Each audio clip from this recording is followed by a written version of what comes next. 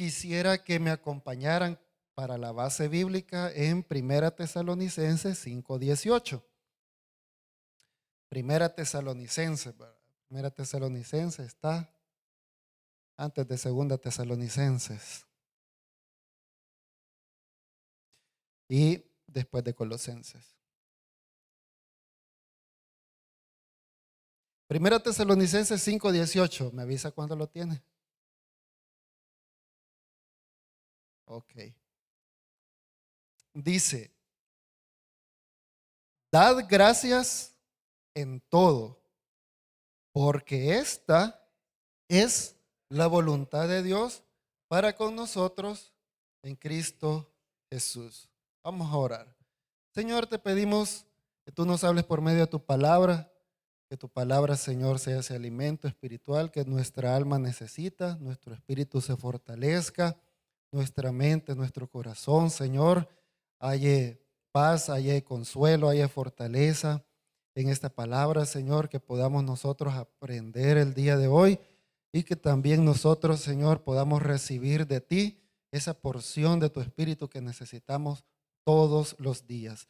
Gracias te doy, Señor, en esta mañana por este privilegio que me das de compartir tu palabra. Te pido, Señor, que sea de mucho provecho para cada uno de nosotros. En el nombre de Jesús, amén. Bien, vamos a hablar un poco acerca de la gratitud y nos vamos a basar en este texto de Primera Tesalonicenses 5:18. Y el texto es bien simple, dice, dad gracias en todo porque esta es la voluntad de Dios para con vosotros en Cristo Jesús. Pero para poder entender este versículo, fíjense que se hace necesario un poco hablar acerca del contexto, del por qué Pablo escribió este versículo, dad gracias en todo, porque es muy interesante la historia que hay detrás de este versículo y más aún detrás de la carta de Primera Tesalonicense.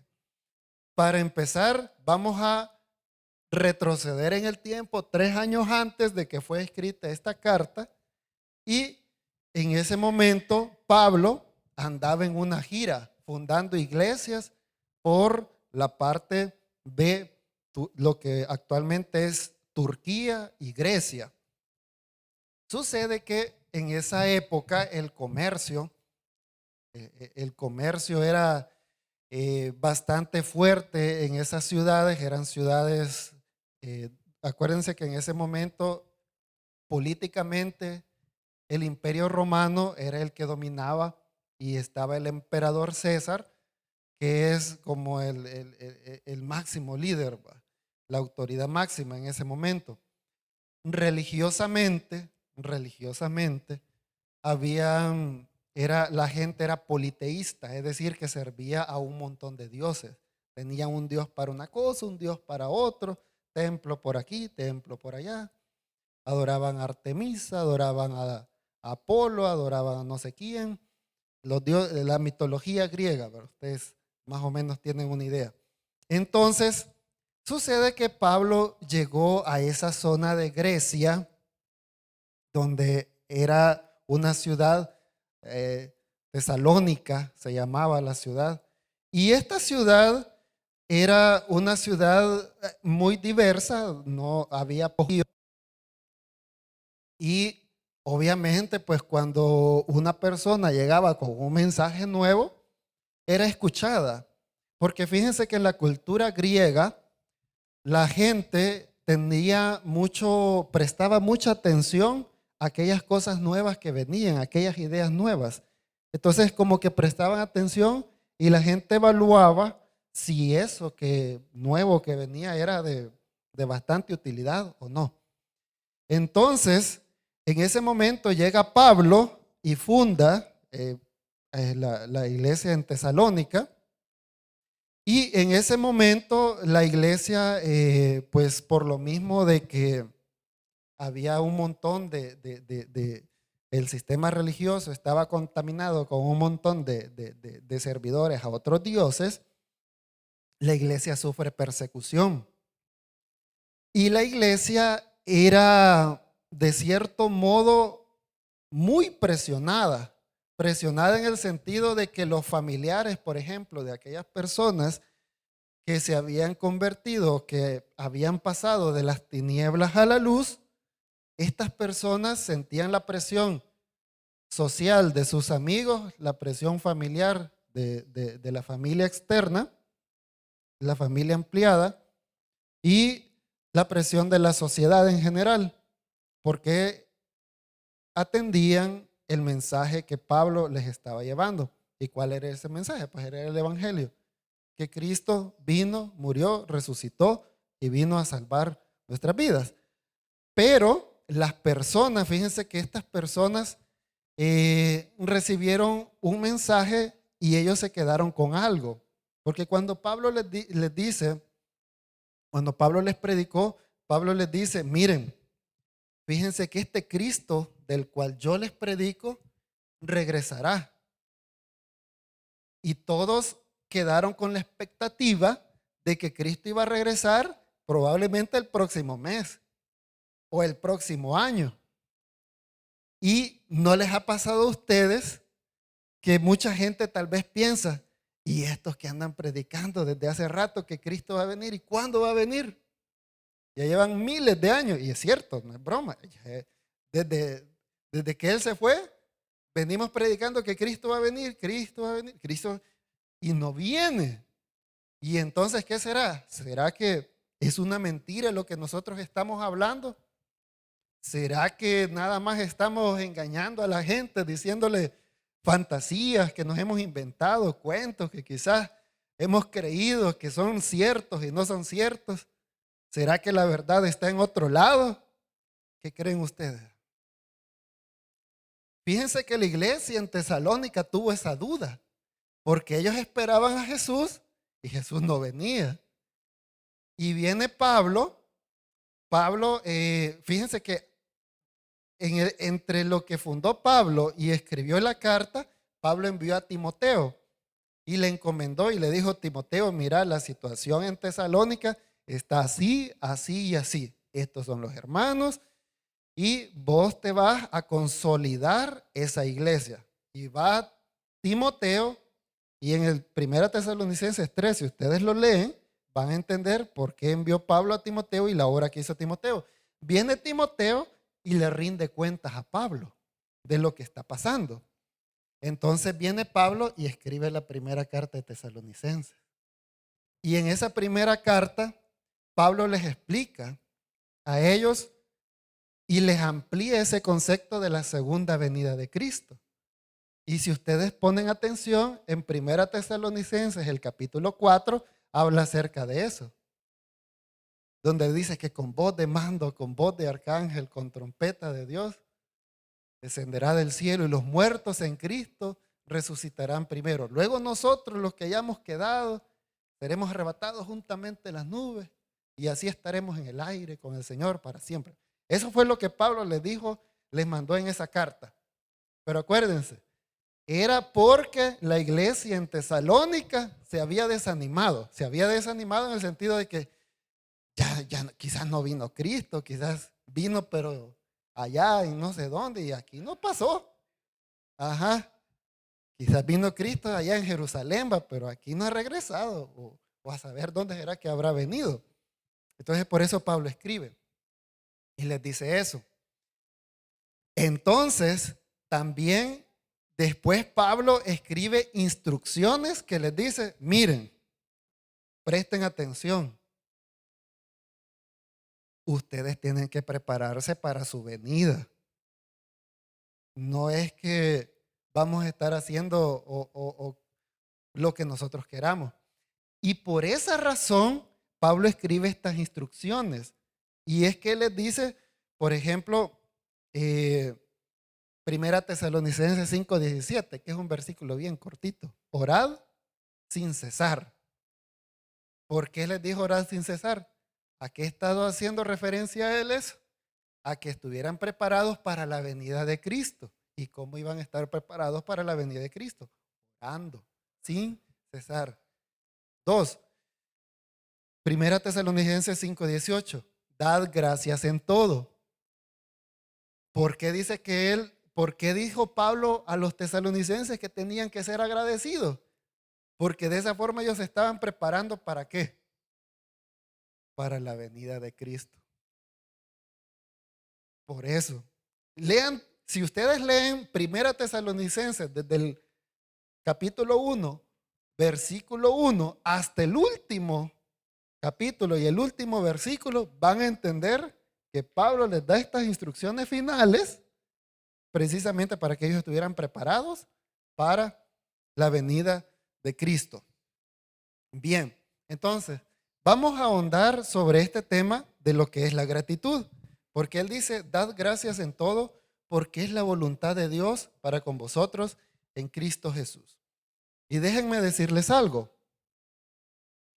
También la Biblia dice que toda la escritura es inspirada por Dios y útil para enseñar, para redarguir. Redarguir es como hacerte ver que lo que estás haciendo no está bien, ¿va? Y para redarguir, para corregir, para instruir en justicia, a fin de que el hombre de Dios sea perfecto, enteramente preparado para toda buena obra. Eso lo dice 2 Timoteo 3, 16 y 17. Y entonces, si toda la escritura es inspirada por Dios y si nosotros hemos leído aquí en la escritura que tenemos que dar gracias a Dios en todo, entonces por algo el Señor nos lo puso, nos lo compartió. El ser agradecido por algún motivo es. Y uno de ellos es precisamente para estar preparados para su segunda venida. Porque Él busca una iglesia sin mancha y sin arruga. Y fíjense algo. Una iglesia que es agradecida muestra evidencias de que Cristo está en su corazón. Fíjense, por ejemplo, que había el caso de, por ejemplo, David. El Salmo 100, ¿cómo dice? Cantad alegres a Dios, habitantes de toda la tierra. Servid a Jehová con alegría. Venid ante su presencia con regocijo. Reconoced que Jehová es Dios. Él nos hizo y no nosotros a nosotros mismos. Pueblo suyo somos y oveja de su prado. Entrad por sus puertas con acción de gracias. Entrad por sus puertas con acción de gracias. Acción de gracias, con gratitud. Con gratitud. Fíjense que David, el libro de los Salmos, para que ustedes tengan una idea, en la cultura judía era como un libro de canciones o como un himnario, digamos, el himnario que nosotros teníamos antes. Entonces, el libro de los Salmos, cuando leían los Salmos, no era como una lectura como nosotros la hacemos, era algo cantado que se hacía en la congregación o en el tabernáculo en aquella época, en el tabernáculo que construyó David.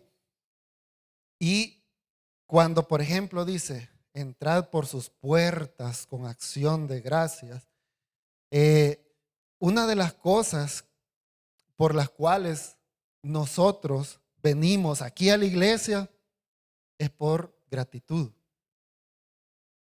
Mucha gente viene a la iglesia por diferentes motivos, pero quizás el motivo más importante es gratitud o agradecerle a Dios algo que Él hizo que nosotros no podemos hacer. Y es la salvación.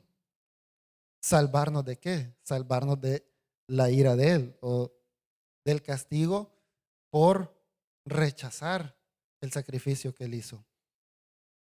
Pero fíjense que David era una persona que vivía ese agradecimiento. ¿Cómo así? Acuérdense ustedes, por ejemplo, que David tuvo una amistad con un hijo de Saúl. ¿Se acuerdan quién era? Con Jonatán. Y producto de esa amistad, era una amistad bastante fuerte, y cuando David oyó que habían matado a Jonatán, el hijo de Saúl, que era su mejor amigo, esto a David lo conmovió, lo entristeció. Y ya cuando él era rey, él preguntó si había algún descendiente de la casa de Saúl al cual él pudiera mostrarle algún tipo de misericordia o bondad por el hecho de que él amaba a Jonatán, su amigo, y habían sido compañeros, a pesar de que su padre lo quería matar, ¿verdad? Era una cuestión bien difícil. El padre de Jonatán quería matar al amigo, al mejor amigo de su hijo. Entonces, sucedió que llegó a oídos del rey de que había una persona que, que descendiente de la casa de Saúl. El detalle era que esta persona, según nos cuentan las escrituras, en 1 Samuel 9, que era Mefiboset, él tuvo un accidente cuando era niño, y producto de ese accidente él quedó lisiado, y prácticamente él no podía moverse por sí solo, sino que tenía que ocupar ayuda. Entonces, entonces viene David y lo manda a llamar y le restituyó todo aquello que él había perdido. Y le dijo a él que se le iba a dar una ración diaria de la mesa del rey David. ¿Por qué lo hizo David? Por agradecimiento. El agradecimiento no solo se dice, se demuestra. Más cuando, eh, aquel a quien se le ha, digamos, otorgado algo, era culpable de muchas cosas. Fíjense que en cierta ocasión llega una mujer con un vaso de alabastro. Los vasos de alabastro eran unos envases que eran tallados a mano y eran decorados bien finamente. Eran unos vasos bien bonitos, pero estos vasos eran carísimos. O sea, estamos hablando que un perfume hoy, usted va a Simán, vale $100, ¿va? Y $100, si usted lo ve por el salario mínimo, digamos, es equivalente quizás a un tercio más o menos de un salario mínimo. Pero fíjese que esos perfumes que vendían en esos vasos de alabastro eran aproximadamente los de 3 salarios mínimos que costaba. O sea, lo que le quiero decir es que tenía un valor alto. Y esta mujer vino y, y derramó el contenido de ese vaso de alabastro a los pies de Jesús y enjuagó sus pies con sus cabellos. Y entonces la gente que estaba ahí alrededor, si de verdad fuera profeta, sabría qué clase de mujer es esa que se le acercó. Este no es profeta, este debe ser un charlatán. Y Jesús conoció los pensamientos. Jesús conoció los pensamientos de ellos. Y Jesús viene y les dice, miren, habían una vez 2 deudores y los dos no podían pagar. Uno debía tanto, digamos, pongámosle precio. Uno debía $100,000 y el otro debía nada más $500. Y los dos le debían a la misma persona, a la misma persona. Fíjense cómo les decía Jesús. Entonces, viendo esta persona que estos deudores no tenían la capacidad para pagarle, ni el que tenía 100,000, ni el otro que le debía 100, vino y los perdonó a los dos. Entonces, le pregunta, no sé si a Pedro o a alguien ahí de los que estaba, y entonces, ¿cuál crees tú que le amará más? Y dice la traducción del lenguaje actual, ¿quién crees tú que estará más agradecido? Y entonces le responde, aquel a quien se le perdonó más. Y entonces le dice Jesús, rectamente ha juzgado. Rectamente ha juzgado. Entonces, cuando nosotros reconocemos que la deuda que nosotros tenemos con Cristo prácticamente no la podemos pagar por agradecimiento. El agradecimiento, como les digo, no es solamente el hablar, es el hacer. ¿Qué hizo esta mujer que impactó? Y eso quedó escrito en la Biblia, en las Sagradas Escrituras.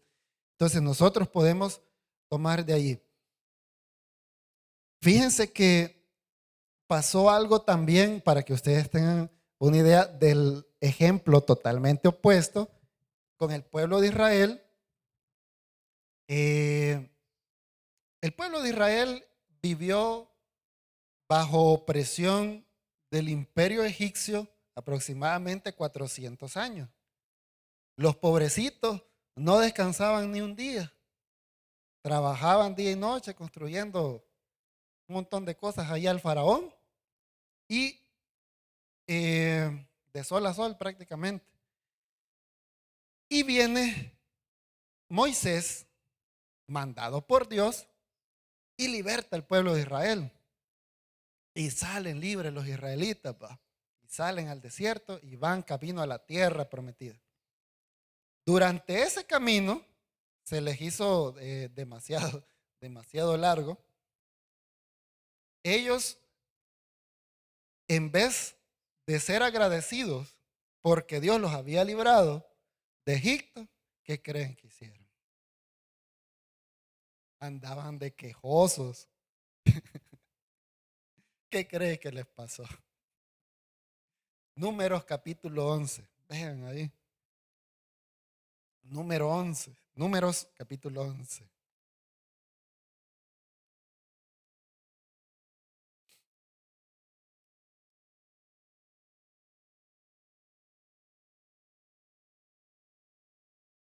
Once uno.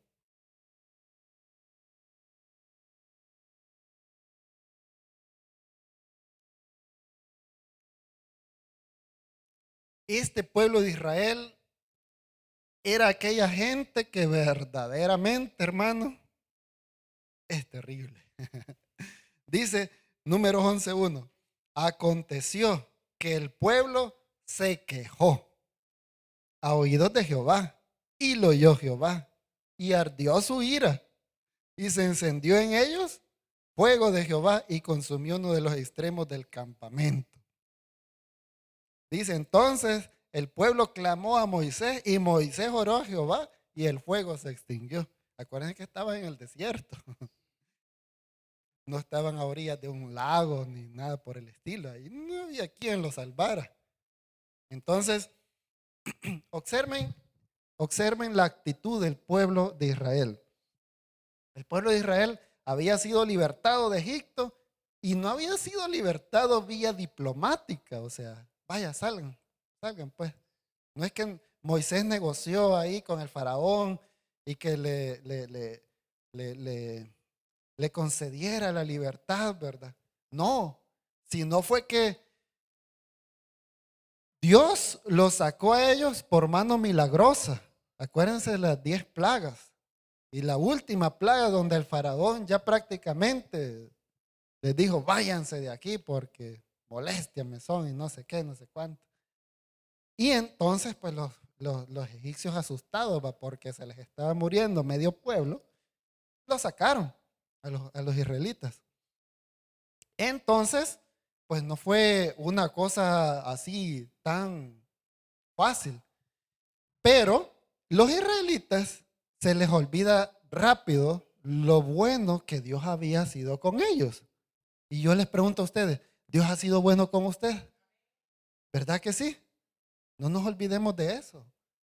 no nos pase lo de los israelitas y luego nos quejemos, porque quejarse delante de Dios es como que me olvidé rápido de lo que Dios ha hecho conmigo y de lo que les pasó a ellos. O sea, Dios no puede a veces su misericordia ser tan grande que no nos pase nada, pero a veces Dios actúa rápido y de repente envía su juicio.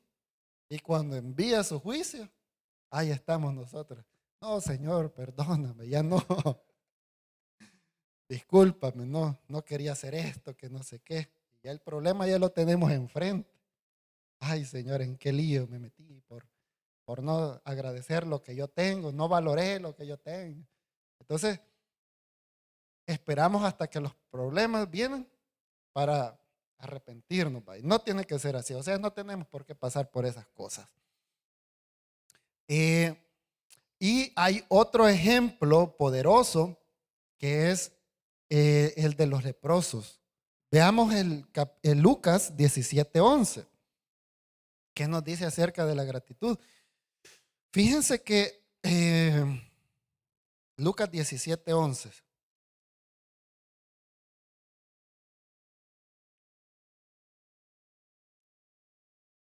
Hay dos cosas que parecen que son iguales, pero que son muy diferentes. Una de ellas es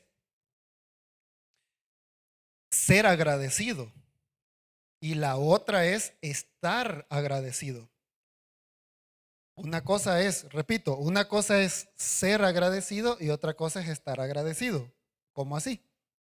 Por ejemplo, usted hoy en la mañana puede estar agradecido porque Dios le da vida, pero usted no puede ser que sea una persona o que en su esencia usted no es un ser agradecido, sino es solamente un estar agradecido por algo.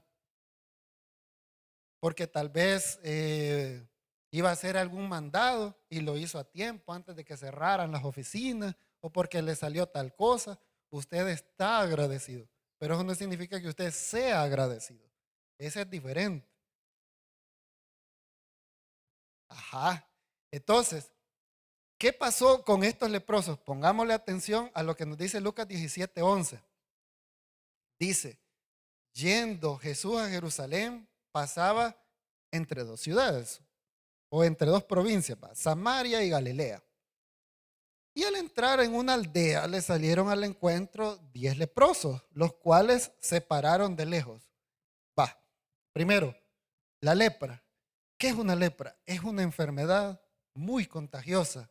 La lepra era como, imaginémonos nosotros un tipo de varicela, a la gente se contagiaba con la única diferencia entre la lepra y la varicela, que la lepra producía necrosis, es decir, que mataba las células y se ennegraba y la carne prácticamente se moría dentro, o sea, la carne dentro del cuerpo. Pero era una enfermedad que sí era curable, o sea, la gente se sanaba. No era que era una enfermedad así, digamos, como letal, va. No, sí sanaba la gente, pero la cuestión era que cuando usted le daba la lepra, usted sufría, pero sufría como no tiene idea, porque todo su círculo de amigos lo sacaba fuera de la ciudad. Usted vivía allá en el campo, aislado, no podía tocar absolutamente nada. Y si usted sobrevivía, bien, si no, pues ahí se moría. Y solamente se le acercaba nada más para quemarlo y ya. Porque como era una enfermedad contagiosa, no se podía nadie tocarlo porque no se venía y se contagiaba. Entonces, por eso estos hombres se pararon de lejos. Y dice que alzaron la voz. Oigan ahí el versículo 13. Alzaron la voz diciendo, Jesús, Maestro, ten misericordia de nosotros. Ojo, que no fue que le hablaron así suavecito, sino que alzaron la voz, prácticamente gritaron o a gritos, ¿verdad? Porque acuérdense que ellos estaban lejos, no podían acercarse donde estaba Jesús. Porque si ellos se acercaban, estos que estaban sanos podían matarlos, sí se podía. Entonces, cuando dice que, el versículo 14, cuando él los vio, les dijo, id, mostraos a los sacerdotes. Pregunta, ¿por qué Jesús les dice, id, mostraos a los sacerdotes? ¿Por qué no les dijo, sean sanados? ¿Acaso no los podía él sanar así? Sí, ¿verdad? Sí tenía el poder para sanarlos. En un abrir y cerrar de ojos, ¿los hubiera sanado? Sí. Pero él les dijo, id, mostraos a los sacerdotes. ¿Qué quería Jesús hacer con eso? Ver la fe de ellos.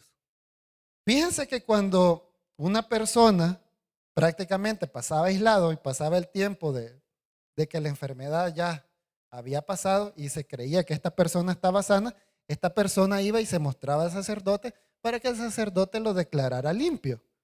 Si este sacerdote le decía, vaya, ya estás limpio, o sea, ya no tenés nada de la enfermedad de lepra, entonces venía y se integraba nuevamente a la sociedad, ¿va? Porque estaba excluido. Entonces, estos hombres prácticamente estaban leprosos, sí, estaban leprosos.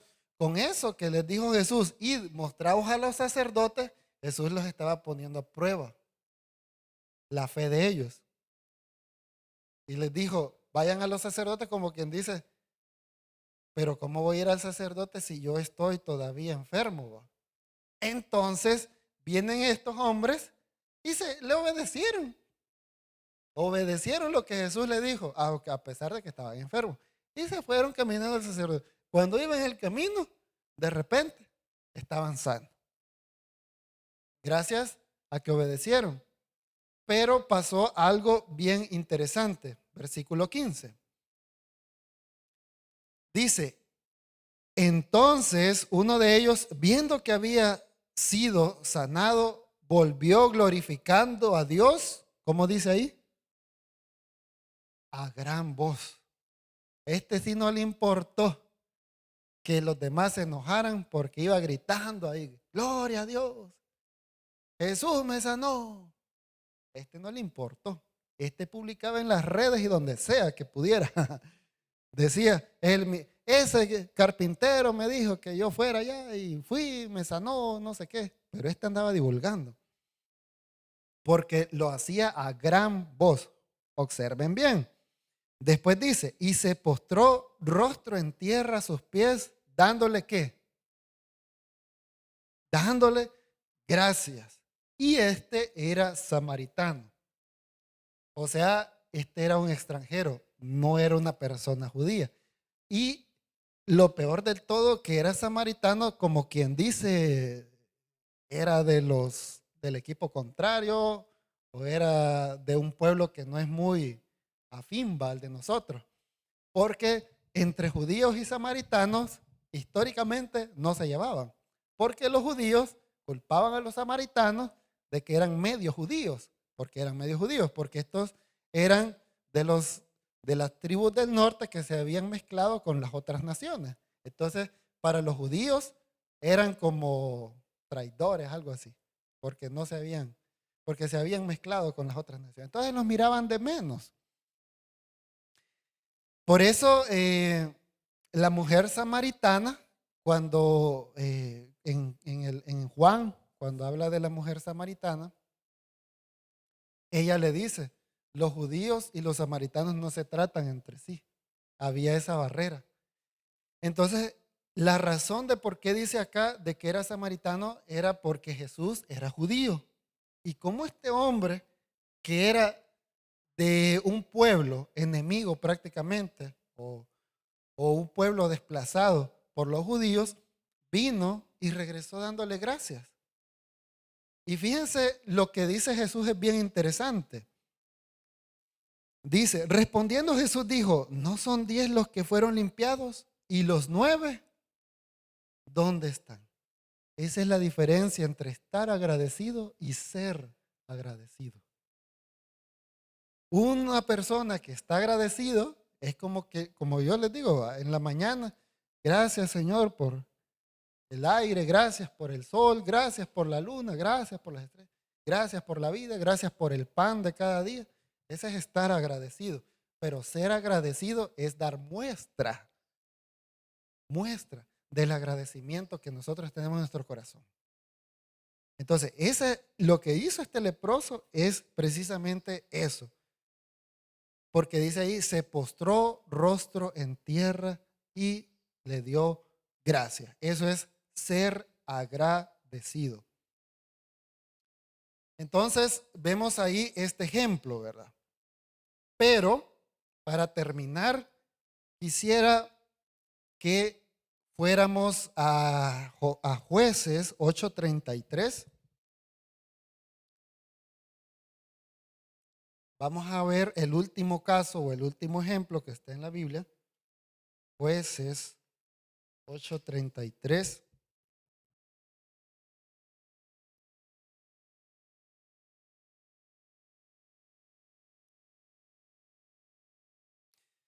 Fíjense que dice de la siguiente manera, ¿verdad? Jueces 8:33. Pero aconteció que cuando murió Gedeón, los hijos de Israel volvieron a prostituirse yendo tras los Baales y escogieron por Dios a Baal-Berit. Y no se acordaron los hijos de Israel de Jehová su Dios, que los había librado de todos sus enemigos en derredor, ni se mostraron como agradecidos con quién, con la casa de Jerobaal, el cual es Gedeón, conforme a todo el bien que él les había hecho a Israel. Fíjense que curiosamente, el libro de los jueces nos narra periodos donde personas, Dios las había usado para libertar al pueblo de Israel en un momento que estaban oprimidos. Y en este momento Dios utilizó a este hombre llamado Gedeón. Y si ustedes se recuerdan, allá en las historias bíblicas, hablamos de Gedeón y los 300, que derrotaron a un ejército de madianitas de como 30,000. Era casi una relación 1 a 100. Entonces, la guerra era desproporcionalmente terrible, ¿va? O sea, si viéramos en términos de probabilidades, era prácticamente cero de ganar de Gedeón.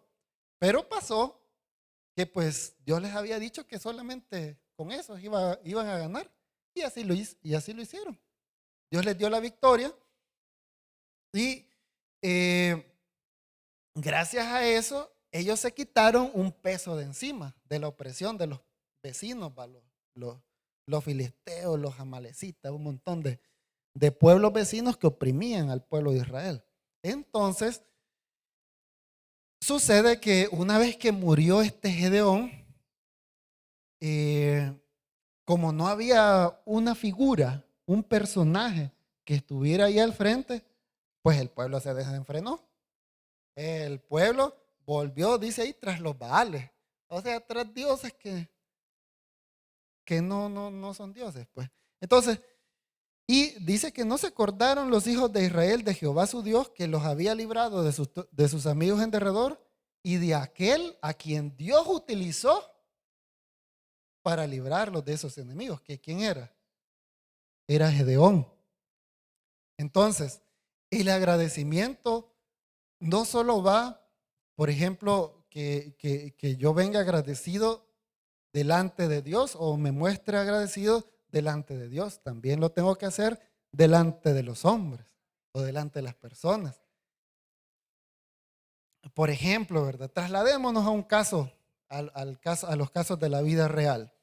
Si usted, por ejemplo, va y pasa consulta y de repente el doctor le dice, mire, fíjese que usted tiene esta y esta enfermedad, tiene pocas posibilidades de vivir y una operación es lo único que le puede a usted salvar la vida, porque si no se opera, ese problema lo va a destruir. Viene usted y dice, no, pues yo me pongo en oración, le pido a Dios, le clamo a Dios y me someto a la medicina en este caso. Entonces viene el médico y le hace la operación fue todo un éxito, usted se recupera como que si nada ha pasado. ¿Y cómo se mostraría usted delante de aquel médico cada vez que lo vea?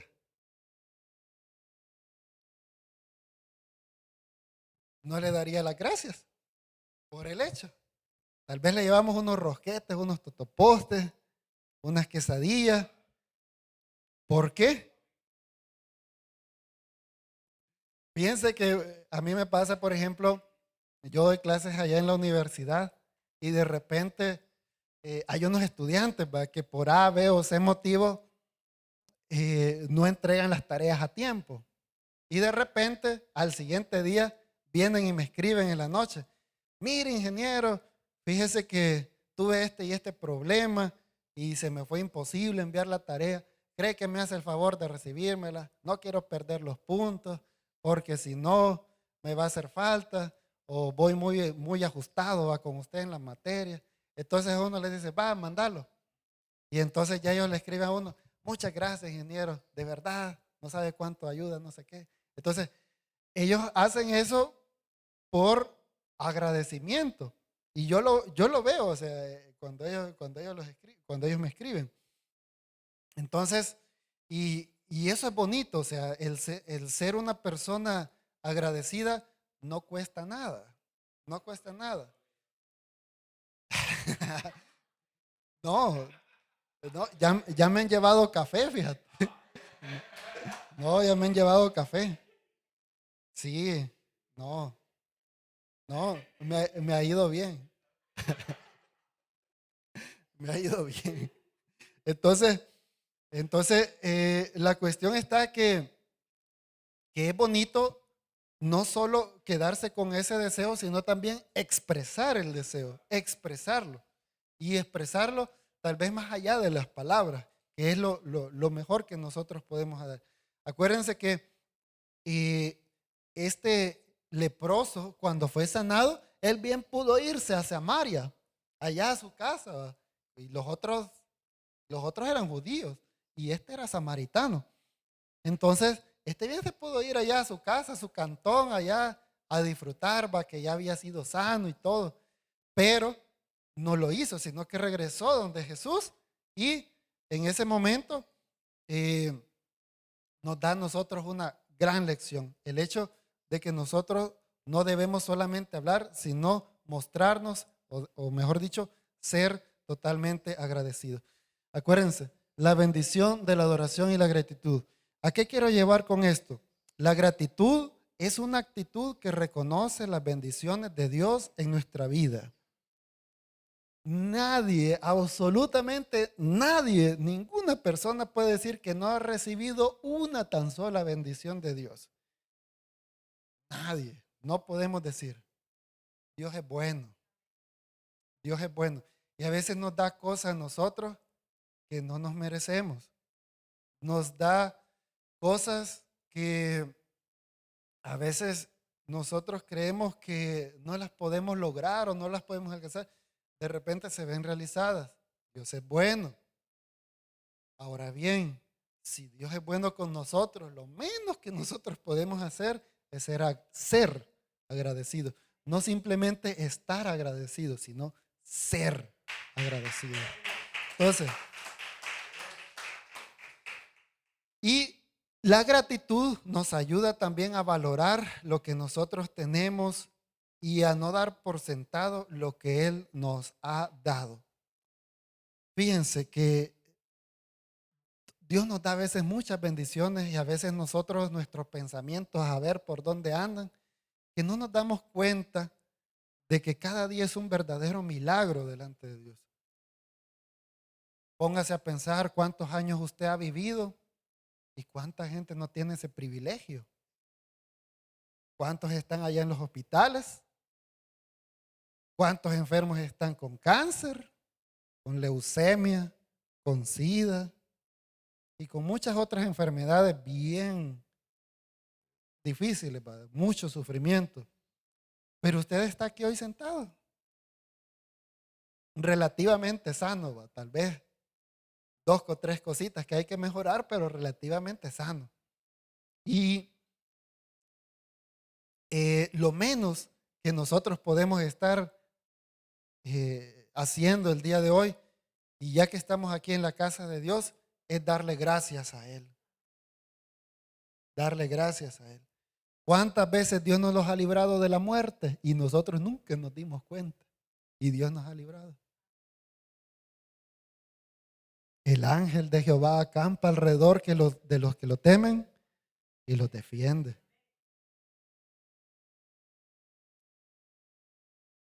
Caerán 1000 a tu lado y 10,000 a tu diestra, mas a ti no llegará. ¿Qué significa eso? Dardos, balas, minas, problemas que te los quieren aventar, pero a ti no llegaron. No llegaron.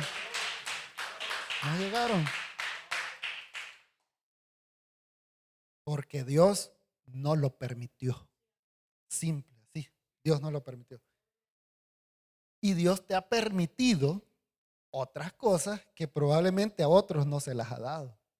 Tal vez tú tienes algo que muchos allá afuera quisieran tener, pero tú no te das cuenta que tú tienes algo único. Entonces, démosle gracias a Dios por eso. Démosle gracias simplemente. Entonces, cuando lleguemos delante de Dios, no seamos como el pueblo de Israel, lleguemos a quejarnos, ¿va? Señor, o como Adán, ¿va? Como decía el pastor, la mujer que me diste, que no sé qué. No, hombre, no seamos así. Y como el pueblo de Israel, ¿por qué nos sacaste de allá de Egipto? Si comíamos allá carne. ¿Cuál carne? Un pedacito era nada más que les daban a ellos, a los pobres. Todo el día pasaban sufriendo bajo el sol, aguantando las humillaciones de los egipcios, día y noche, humillaciones. Entonces, ¿cómo es posible, va, que este pueblo, viendo que eran libres, tal vez no en las condiciones en el desierto, pero eran libres? Y ellos no se daban cuenta de eso. Entonces, cuando nosotros vayamos delante de Dios, acordémonos, seamos agradecidos. Y mostrémonos agradecidos también. Acuérdense, hay diferencia entre estar y ser agradecidos. Entonces, esta es una meditación, el desayuno espiritual del día de hoy, de la gratitud. Así que les agradezco, hermanos, por su atención y le doy paso aquí al pastor para que nos continúe.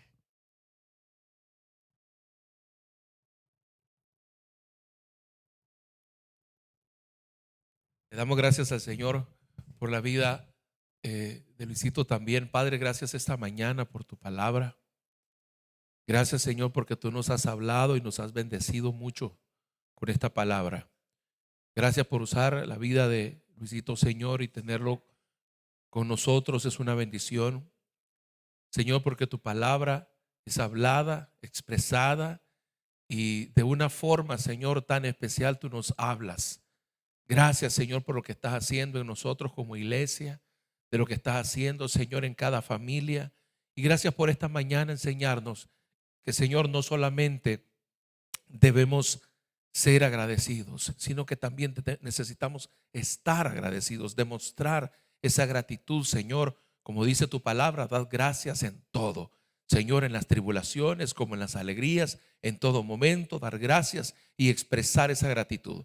Te ruego, Señor, que tu bendición sea sobre Luis, Señor, y que tú hables más a su vida, que tu palabra, Señor, siempre ilumine su camino, le llene, Señor, y gracias por permitir, Señor, que sea bendición para nosotros también. En Cristo Jesús te damos gracias, Dios mío, y todos decimos amén y amén. Una vez más, un fuerte aplauso, que Dios te bendiga.